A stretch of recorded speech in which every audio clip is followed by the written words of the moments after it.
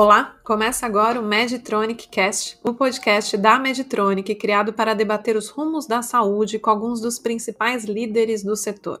Meu nome é Natália Cuminali, eu sou jornalista especializada em saúde e diretora de conteúdo do Futuro da Saúde. Para mim é uma honra ter sido convidada pela Meditronic para participar desse projeto incrível. Eu acredito que informação de qualidade é um pilar fundamental para o desenvolvimento da sociedade e uma iniciativa como essa contribui demais para a ampliação da discussão de diversos temas que são estratégicos para o setor em tempos tão desafiadores. Eu vou estar aqui com vocês ao longo desta primeira temporada do Meditronic Cast, trazendo para as conversas as reflexões que permeiam a saúde, a tecnologia, a medicina e o cuidado. Serão ao todo 6 episódios e, neste primeiro, o objetivo é fazer uma análise do momento atual da tecnologia em saúde. É fato que a pandemia acelerou o processo de inovação e permitiu visualizar com mais clareza como será a saúde totalmente conectada. Mas para onde que a gente está caminhando? Quais são os próximos passos? Para o episódio de inauguração, eu tenho a honra de receber Tainá Pizinhaco, diretora regional de marketing de tecnologias em aceleração da Meditronic. Seja muito bem-vinda, Tainá, tudo bem? Tudo jóia. Muito obrigada pelo convite, muito feliz de estar aqui discutindo um tema tão atual e tão quente, né, que todo mundo quer saber. E eu quero dar as boas-vindas também para o Paulo Chapchap, que é conselheiro estratégico do negócio de hospitais e oncologia da DASA.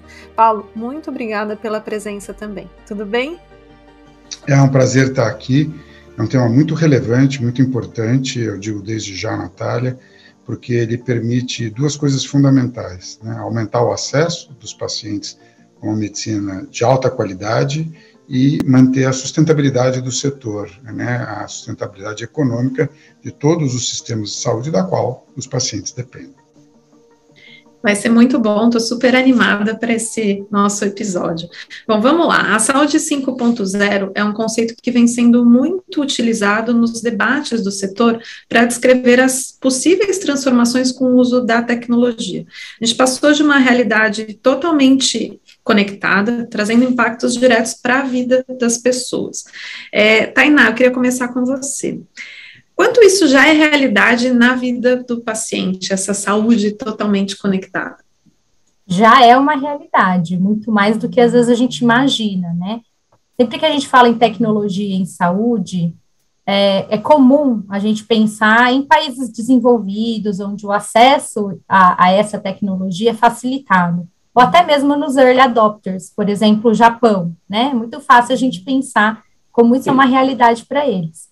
Mas já atravessamos essa fronteira. Hoje, a conectividade em saúde é tanto uma realidade que nós temos já usuários, né, dessa nova realidade de devices conectados aqui mesmo no Brasil.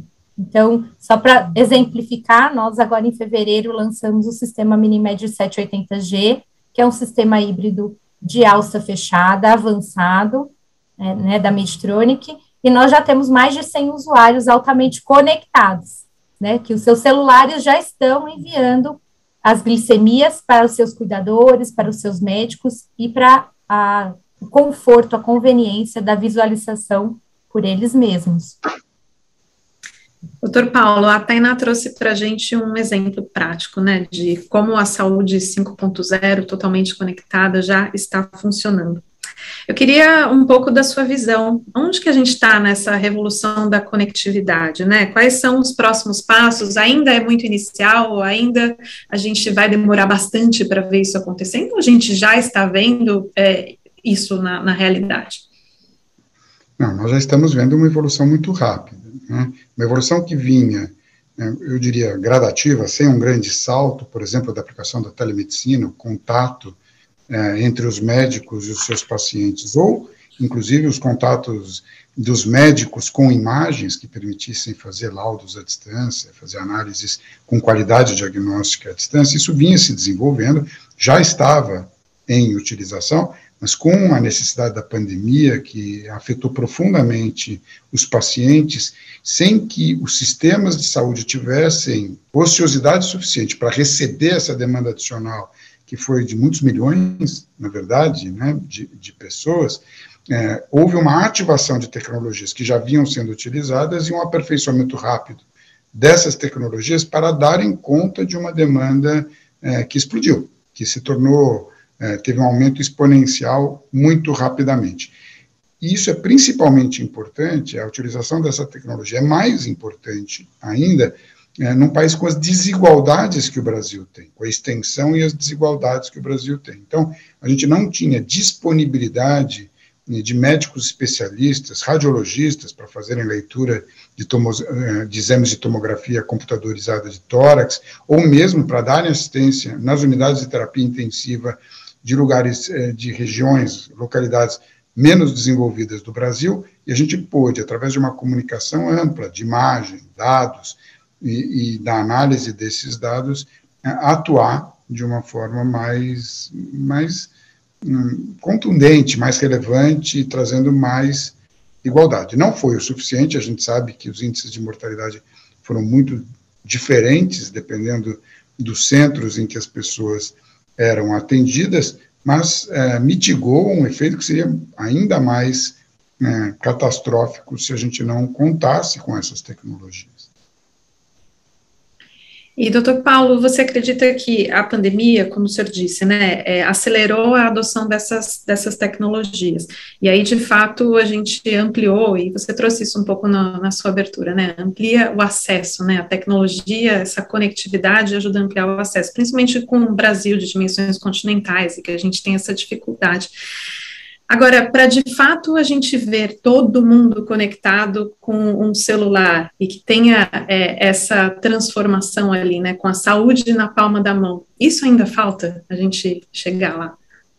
Não, nós já temos tecnologia para isso. Você sabe que o Brasil é um dos países em que a adoção de telefones celulares e, portanto, computadores de mão, vamos dizer assim, é maior ou é mais relevante, diria de novo, do que em outros países. A gente adotou muito rapidamente essa tecnologia em todos os estratos sociais do Brasil, a gente só precisa usá-lo melhor. Na verdade, as plataformas de navegação já estão disponíveis. A DASA, por exemplo, tem o NAV, N-A-V, assim se lê, que é uma plataforma de navegação de dados da saúde, que fica à disposição dos pacientes, em que já estão inscritos 1,5 milhão de pacientes. E o NAV, para os médicos acompanharem esses dados de saúde, a gente chama de NAV Pro, já estão nas mãos de 20 mil médicos. Então, você veja, as plataformas de interação médico-paciente e de consulta de dados pelo paciente e pelo médico já estão disponíveis em grande escala no Brasil. É óbvio que você vai incluindo mais funcionalidades nessas plataformas. Hoje a gente já tem, por exemplo, as consultas médicas, as consultas por telemedicina, os dados apurados das consultas médicas e os dados dos exames diagnósticos, tanto de imagem quanto de análises clínicas, integrados nesta plataforma, permitindo que haja uma melhor utilização de dados para a predição, de acordo com o perfil de risco do que vai acontecer, para a prevenção primária, de acordo com esses riscos, fazer exames que ajudem a prevenir a doença, e para a prevenção secundária, aqueles pacientes que já têm doenças crônicas, como diabetes, aqui citado pela Tainá, e que podem, através de um bom acompanhamento médico, através da plataforma, à distância, prevenir complicações da sua doença primária, da hipertensão arterial, do diabetes, né, da insuficiência cardíaca e assim por diante. Tainá, você e o Dr. Paulo estão desenhando, né, o futuro que, na verdade, é o presente, né, pelo que vocês dois já me responderam até agora, a gente tem muito disso já na realidade, na prática. Queria te ouvir um pouco sobre a importância dos dados e do uso da inteligência artificial nesse contexto. Perfeito, eu acho que a gente dá até um passo para trás, né, porque quando a gente fala do uso de dados e de inteligência artificial em saúde, nós estamos falando ainda da saúde 4.0, né, e a saúde 5.0 já juntando tudo isso com a conectividade. E a necessidade de dados, ela sempre foi presente, principalmente para a gente comprovar a eficácia e segurança, né, dos tratamentos. mas ela era muito limitada a um uso muito científico, né, em estudos clínicos, com uma população limitada, e até por conta dos recursos que existiam, né, à época do desenvolvimento desses dados. Hoje, com os supercomputadores, com o volume de dado em saúde existente, a gente já tem a possibilidade de usar esses dados para além da dimensão pesquisa, aprovação de produto e controle, né, da efetividade, da segurança e do segmento desses produtos no mercado. Então, com isso, o que a gente começa a extrapolar esses dados já para pensar em predição, como o Dr. Paulo bem falou, né? Então, como a gente consegue prever o que vai acontecer a partir de um grande volume de dados, que é o dado da própria população, e com isso, diminuir também os custos em saúde, porque a partir do momento que a gente tem um volume de dado grande e que permite para a gente antecipar o que vai acontecer com uma intervenção, nós conseguimos diminuir o custo em saúde. Então, agora ela já não é mais uma necessidade, é uma realidade, e os dados começam a voltar para a própria população, que é quem gera esses dados. Então, quando a gente pensava nos dados anteriormente, nos ambientes de pesquisa clínica, eles eram limitados àquela população para um conteúdo específico. Tanto que os estudos clínicos têm uma população limitada. Então, era um número pequeno de pessoas gerando um volume de dados para gerar uma evidência. Hoje, com a inteligência artificial, com o Big Data, que é, na verdade, a maneira de analisar esse grande volume de dados, né, a partir dos bancos de dados, nós conseguimos retornar isso para a própria população de maneira muito mais eficaz, muito mais efetiva e muito mais prática. Então, o que antes parecia algo distante, limitado a algumas esferas, né, da sociedade, como a área científica, a área médica, agora impacta todo mundo. Então, nós temos isso muito mais dentro da nossa rotina, do nosso dia a dia, do que a gente pode imaginar, né? Hoje os dados estão altamente conectados e retroalimentando as nossas decisões a todo tempo. Então, já não é mais só algo que a gente vê em filme de ficção científica, né, do futuro, mas passa a ser presente nas nossas vidas, né, e aí acho que casa também com o conceito de sociedade 5.0, né, não é só na saúde, mas nós passamos a ter decisões, tomadas de decisões, ações baseadas nessas informações que chegam para o usuário final, para a população de maneira geral, numa velocidade muito rápida, que ajuda a fazer a tomada de decisões de maneira muito mais assertiva e consciente. Excelente. E agora, pegando esse gancho que você trouxe, Tainá, eu queria perguntar para o Dr. Paulo, assim, vocês dois trouxeram isso, né, que essa era mais conectada tem esse impacto direto, né, na predição, que de forma indireta impacta tanto na saúde do próprio paciente, como no sistema de saúde. Eu queria entender, doutor Paulo, como ampliar isso, né, eu entendo que existem iniciativas, mas como a gente consegue com que o Brasil inteiro fique totalmente conectado, qual que é o desafio para isso?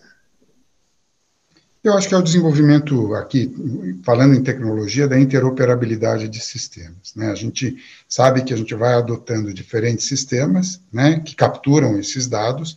Você pode levar esses dados até um repositório, um data lake, é o nome técnico que tem para isso, com a sua arquitetura própria, mas para que você opere esses dados a partir daí, é preciso que os diversos sistemas de captura e de análise se comuniquem, porque são dados que vêm de origens diferentes. E aí você tem que garantir um padrão único para que isso, a regulamentação pode fazer, um padrão único para que haja interoperabilidade entre os diversos sistemas, né? Para você ter uma ideia, hoje, ao longo dos últimos anos, a gente investiu mais de 1,5 bilhão, a DASA investiu mais de 1,5 bilhão nesse Data Lake, que hoje tem mais de 5 bilhões de dados. Então, você imagina, e são dados tanto clínicos, e tem dados epidemiológicos que são importantíssimos, sociais, dos indivíduos também. Você sabe que, de acordo com o ambiente em que você vive e as facilidades que você tem, a expectativa de vida varia muito. Então, os dados sociais se somam aos dados clínicos para, nessa análise profunda que se faz, por o que se chamou aqui de Big Data, né, uma grande capacidade de análise de um grande número de dados, que você descubra padrões que são muito pessoais para aqueles indivíduos e que indiquem, então, qual é o risco que ele tem da doença, para que você aplique aí a medicina para mitigar esse risco de desenvolver a doença. Eu vou trazer um dado para você que pode ser mais usado. A gente percebeu, nos nossos sistemas diagnósticos, que as pessoas, as mulheres, em idade de risco para câncer de mama, deixaram de fazer o seu exame preventivo, a mamografia, durante a pandemia. Então, quando você olha dos anos de 2021, predominantemente, tinha até, em algumas regiões do Brasil, entre 90% e 100% das mulheres que deveriam ter feito a mamografia deixaram de fazer. O que isso implica? Um risco maior de você fazer um diagnóstico de uma doença avançada. Porque a mamografia não previne o câncer de mama, ela faz o diagnóstico precoce, num estágio mais precoce em que o tratamento é mais efetivo e mais barato. Então, a gente fez uma comparação.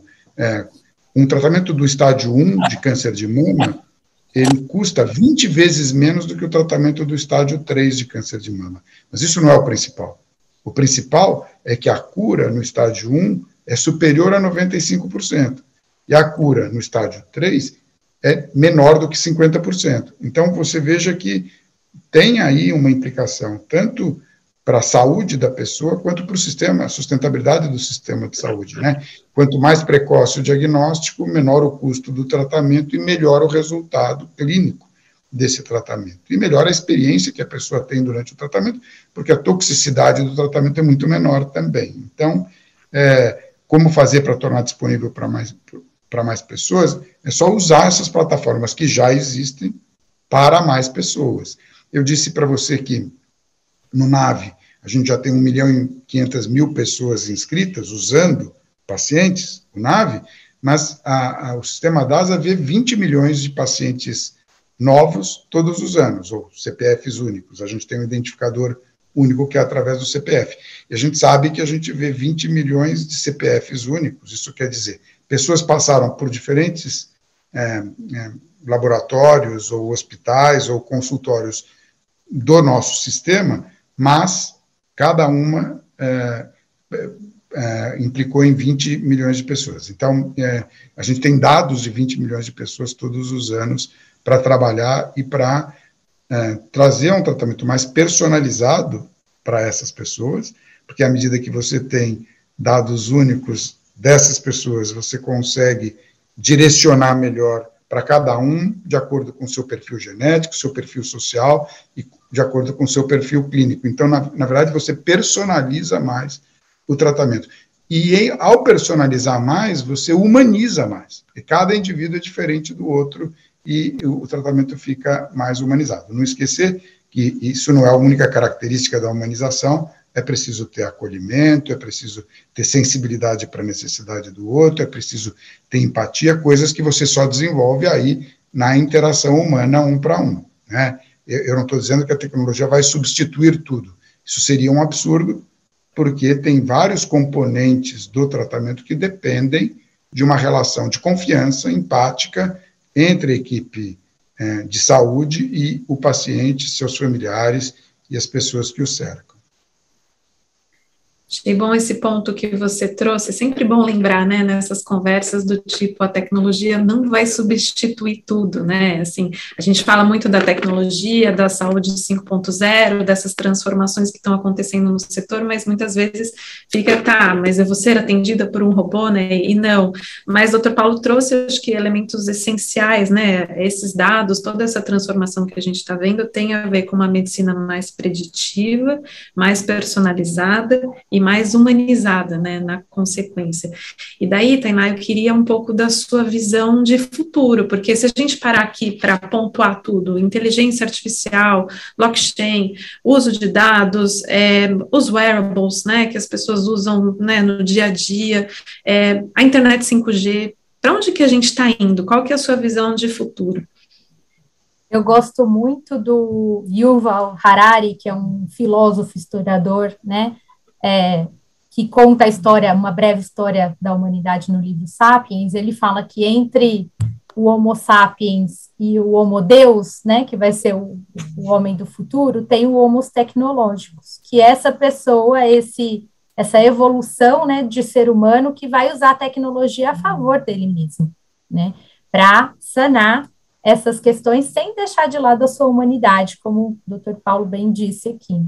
Eu vejo a tecnologia como um aliado para a humanização, né? Porque chega a ser até desumano em alguns cenários você exigir do médico, que é um ser humano, que tem as suas questões particulares, enfim, que tem uma jornada de trabalho muitas vezes extensiva, que a gente sabe que até piorou com o Covid, que ele tem a mesma precisão de análise, de capacidade diagnóstica, né, de acurácia ali na sua prescrição todos os dias, né? Então, um exemplo muito bacana que eu acho legal a gente trazer aqui é o GI Genius, é a nossa cápsula endoscópica, que junto com a inteligência artificial consegue analisar imagens e detectar possíveis pólipos ou riscos, né, de lesões tão pequenas que passariam desapercebido para o endoscopista. Então, isso é humanizar também, é considerar que todos merecem, todas aquelas pessoas que estão fazendo a endoscopia, elas precisam ter a mesma qualidade do exame, e que essa qualidade do exame passa pelo médico, obviamente, em todo o seu acolhimento, em toda a maneira de tratar o paciente, mas passa também pela tecnologia, porque se o médico está cansado naquele dia, né, se ele atendeu, se aquela já é a 900 endoscopias do mês, isso vai impactar no resultado e vai impactar, inclusive, no desfecho de saúde desse paciente. Então, a tecnologia, ela vem para ajudar os dois lados, tanto o paciente quanto o médico, que também é um ser humano, né? Então, eu vejo que o futuro é esse de mãos dadas com a tecnologia, porque por anos a gente tinha esse imaginário de que a tecnologia ia substituir as pessoas, que os robôs, né, iam destruir a humanidade, aquela ideia bem cinematográfica, né, que é a inteligência artificial contra o homem. E não, né, quando a gente une as forças, quando a gente usa o melhor da humanidade com o melhor das máquinas, né, o melhor da inteligência artificial, é de onde a gente tira os melhores resultados. Então, é realmente uma mudança de mindset, e eu acho que quando isso acontece, o que a gente tem é uma possibilidade de vida social muito mais tranquila, integrada com as condições de saúde e com um impacto social menor. Apesar, né, da gente discutir custos, acessos, olhando isso a longo prazo, a gente acaba tendo uma melhoria de saúde, né, uma melhoria da condição de tratamento de saúde, tanto para profissionais quanto para pacientes, que no final se paga, né, se paga em custos tanto diretos quanto indiretos ou impalpáveis, né? Então, acho que é esse o futuro, é um futuro de uma sociedade que vai estar altamente conectada com a tecnologia em saúde, como hoje a gente é altamente conectado com o celular, né? Se a gente dissesse há 10 anos atrás que a gente ia viver com o celular na mão, provavelmente as discussões seriam, vocês estão doidos, né? Isso não vai acontecer nunca. E é isso, a mudança, a evolução, o caminho da tecnologia é para cada vez estar mais integrada na nossa rotina, no nosso dia a dia, de maneira saudável e de maneira complementar. Pensando nesse contexto da saúde participando da nossa vida de uma forma mais orgânica, né? Eu acho que, no fundo, tentando condensar tudo que você disse, é isso, assim, de participar, de sentir que a saúde faz parte do nosso dia a dia. De certa forma, com a pandemia, muitas pessoas começaram a prestar mais atenção na própria saúde e pensar mais sobre isso, né? De como manter uma qualidade de vida, o que a gente pode fazer para se cuidar e tudo mais. Agora, doutor Paulo, nesse contexto de que a gente discutiu tudo até agora, né, assim, dos benefícios da transformação digital, de qual que é o objetivo, onde que a gente quer chegar, que é dessa saúde ali mais orgânica no nosso dia a dia. O que a gente pode fazer hoje para acelerar esse processo de transformação digital baseada na tecnologia, mas também ampliando o acesso, pegando um pouco do que a Tainá disse, né, de uma sociedade que tenha realmente esse acesso por igual? Olha, a gente tem proposto, o Brasil tem, a gente chama um sistema único de saúde, mas na verdade ele tem dois sistemas na prática, né? O sistema de saúde suplementar, a que tem acesso às pessoas que têm mais recursos, né? Ou por terem os seus planos individuais e próprios de saúde, ou por estarem empregados regularmente em empresas que fazem o pagamento desse plano de saúde por eles, né? E tem o sistema público de saúde para aquelas pessoas que não conseguem acesso ao sistema de saúde suplementar.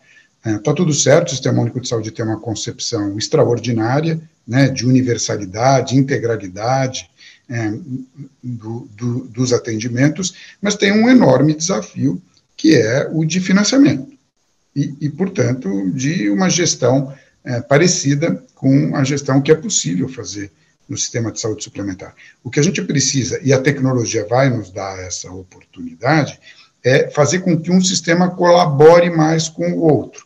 Tudo que nós aprendemos com o Sistema Único de Saúde, e aqui tem aprendizados de hierarquização do cuidado muito interessantes para o sistema de saúde suplementar, uma porta de entrada através da atenção primária, saúde da família e da comunidade, os programas de saúde da família, que só agora vêm sendo adotados no sistema de saúde suplementar, e tudo aquilo que a gente aprendeu no sistema de saúde suplementar, o próprio desenvolvimento dessas tecnologias que a Tainá citou aqui, que eu citei, as plataformas de interação, a captura de dados através de aparelhos nos pacientes diabéticos, ela trouxe, já tem 100 pacientes conectados aí, mas o número de diabéticos do Brasil se conta centenas de milhares, né, ou milhões, na verdade, milhões. Então, como que a gente faz para que a área de saúde privada contribua mais com a saúde pública através do compartilhamento de tecnologias que, ao escalarem, não oferecem um custo tão maior assim, na verdade, trazem um enorme benefício, porque passam a capturar mais dados e se aperfeiçoam pelo maior número de dados capturados, né? Você sabe que quanto mais dados são analisados, maior é a chance de você descobrir padrões e através desses padrões, intervir na saúde das pessoas, na predição, na prevenção, e etc. Então, a parceria público-privada, antes que era só na forma de gestão, a iniciativa privada fazendo gestão de aparelhos públicos de saúde, pode ser agora no compartilhamento de plataformas de captura de dados, de análise de dados e de prontas respostas para essas pessoas. Isso virá, né? Essa tecnologia tende a ficar cada vez mais barata e, como eu disse, incluir pessoas na utilização da plataforma, o custo adicional é mínimo e o benefício adicional é enorme para essas pessoas e para o próprio desenvolvimento das plataformas. Muito bom. Eu, na verdade, queria continuar esse assunto por mais bastante tempo, eu já teria mais perguntas para fazer para vocês. Infelizmente, eu tenho que encaminhar o nosso papo para o fim, só que antes da gente ir para o fim, eu tenho uma última pergunta que eu acho que eu queria que os dois respondessem, assim, pensando que a gente está ainda no começo do ano, né, já estamos aqui em março, mas temos um ano inteiro pela frente, tivemos 2 anos de pandemia. Eu queria um pouco a análise de vocês. O que a gente pode esperar para 2022 nesse contexto de tecnologia, de transformação digital? Vou começar com a Tainá. Eu acho que a principal mudança vai ser uma aceleração na adoção das tecnologias, mas não na questão de acesso ou na questão de formação ou geração de novas tecnologias, mas de uma caminhada mais para e passo com questões legais, né? Um grande exemplo que aconteceu na pandemia foi o processo super acelerado da adoção da telemedicina, que era uma luta antiga e que estava demorando muito para acontecer, e que de repente foi obrigada, né, a ter essa decisão mais rápida de vamos colocar para andar e depois a gente vai escrevendo quais são as regras mais duras do jogo, não que começou sem regra, muito pelo contrário, mas em termos de estabelecimento formal, né, de portarias que reconhecem, isso andou muito mais rápido, e eu acho que isso vai acontecer cada vez mais frequentemente, porque não é só uma necessidade momentânea, né, de uma pandemia, de um momento circunscrito, mas é uma necessidade social, e cada vez mais essa demanda vem da própria sociedade, vem dos próprios pacientes, né, de eu preciso disso e eu preciso que tenha uma decisão, um amparo legal para mover mais rápido com as nossas necessidades. Então, eu acho que durante esse ano nós vamos ter muitas mudanças legais com relação ao uso da tecnologia, muitas patentes, né, sendo derrubadas ou sendo expandidas para usos, porque como o Dr. Paulo mesmo falou, quanto mais dados a gente tem, mais coisas vão brotando desses dados, a gente vai tendo mais evidências do efeito benéfico em outras áreas que não estavam pensadas a priori, e aí acho que é o começo de uma onda que não tem um momento certo para terminar, né? Vão ser só acontecimentos em cima de novos acontecimentos. Eu vejo uma aceleração muito grande do uso das tecnologias e, ao mesmo tempo, uma boa aceitação. Mas, para isso tudo, eu acho que, de maneira geral, como sociedade, vai precisar ter essa mudança de mindset mesmo, né? Porque sempre que a gente fala em tecnologia, a gente fala em custo, sempre que a gente fala em custo, a gente fala de um custo momentâneo, a gente sempre avalia custo-efetividade numa janela de tempo muito curta, e quando a gente pensa em larga escala e impactos sociais, isso perdura por muito mais tempo do que 4 anos, 1 ano, 2 anos, é por vida e às vezes até por gerações. Vai ter muitas outras vidas impactadas e vidas que nós nem sabemos que existem, né, que vão existir ainda. Então, as análises de custo-efetividade, de impacto, elas têm que ser muito mais ampliadas do que o que a gente faz nesse momento. Então, é uma mudança de mindset, é uma mudança de paradigma mesmo, e uma mudança, eu diria que até geracional, né, da gente sair realmente do Homo sapiens e viver mais como homos tecnológicos. Muito obrigada, Tainá. Queria ouvir também você, doutor Paulo. Tainá disse muito sobre 2022, um ano que a gente vai ver a aceleração da adoção de tecnologias, mudança de mindset. Como que você vê esse ano? Como que vai ser? Acho que sim, acho que as pessoas estão ansiosas por isso, né, se preocupando mais com a sua saúde, e tendem a adotar e forçar, inclusive, a curva de adoção de novas tecnologias. A Tainá foi precisa quando ela disse que o ambiente regulatório tem que se desenvolver na mesma velocidade, porque esse benefício tem que ficar disponível cada vez mais e para mais pessoas. E acho que só para completar a resposta da Tainá, quer dizer, vir com um aspecto diferente, a gente o ano agora de 2022 do início da tecnologia de 5G. E isso vai ter um impacto muito grande, né, com a diminuição do tempo de latência e a velocidade de transmissão de dados que o 5G vai trazer para nós. Isso terá um impacto muito grande na medicina, com uma enorme capacidade de utilizar tecnologias já existentes de uma forma mais eficiente ainda do que a gente vinha utilizando. Então, é importante que nós estejamos atentos a isso. Vai haver um grande desenvolvimento da internet das coisas, quer dizer, da conectividade. Nós vamos usar cada vez mais sensores, talvez não no ano de 22 tem uma grande evolução da utilização de sensores, mas nos anos que estão por vir, sim, e com essa captura desse volume muito maior de dados, é preciso que as bandas permitam que haja essa migração de dados, e o 5G vai permitir isso. Você sabe que o robô cirúrgico foi desenvolvido, ou começou a ser desenvolvido, para que grandes cirurgiões, num ambiente seguro, operassem soldados que estivessem na linha de frente de batalha sem se expor ao mesmo risco, já que a cirurgia era urgente. O tempo de latência e a velocidade de transmissão de dados não permitiu que isso fosse utilizado desta forma. Tanto é que hoje o cirurgião, para operar o robô, fica na mesma sala em que está o paciente. Então, aquele outro benefício do cirurgião ficar à distância não existiu. a partir do 5G, ele existirá.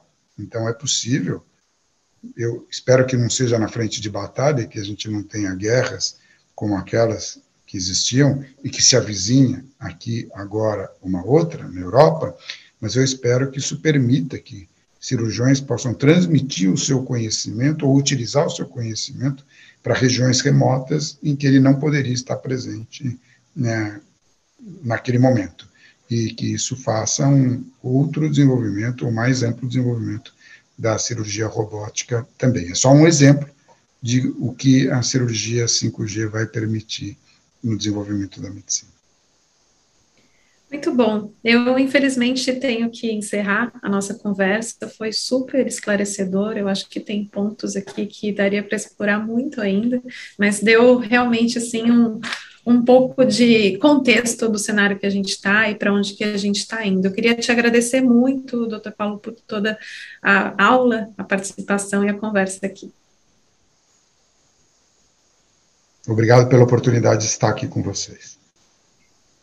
Também queria te agradecer demais, Tainá, por todas as suas reflexões, foi muito bom. Eu que agradeço e espero que essas reflexões impactem também todos os ouvintes aí para abrirem as suas cabeças para essa nova era. Muito bom. Bom, eu encerro por aqui o primeiro episódio do Medtronic Cast, o podcast da Medtronic voltado para discutir os principais tópicos que permeiam o setor da saúde.